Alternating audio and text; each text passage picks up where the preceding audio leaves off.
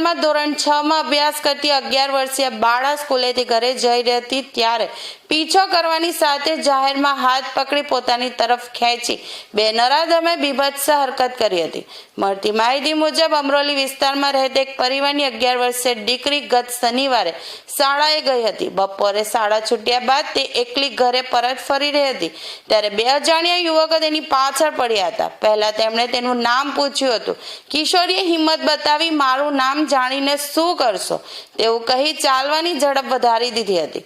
ઘરે પહોંચેલી દીકરી અત્યંત ગભરાયેલી અને રડતી હાલતમાં હોવાથી માતાએ પૂછપરછ કરતા સમગ્ર હકીકત સામે આવી હતી। પરિવારે તાત્કાલિક અમરોલી પોલીસનો સંપર્ક સાધ્યો હતો।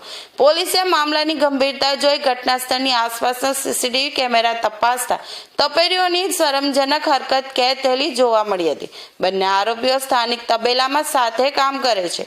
ફૂટેજના આધારે પોલીસે રાજકુમાર જલ્લુ યાદવ અને મુકેશ રત્નભાઈ મીર તરીકે ઓળખ થઈ હતી। અમરોલી પોલીસે સીસીટીવી ફૂટેજના આધારે ગણતરીના કલાકોમાં આરોપીઓને ઝડપી પાડ્યા હતા। ત્યારબાદ બંનેને ઘટના સ્થળે લઈ જઈ પાઠ ભણાવતા બે હાથ જોડ્યા હતા।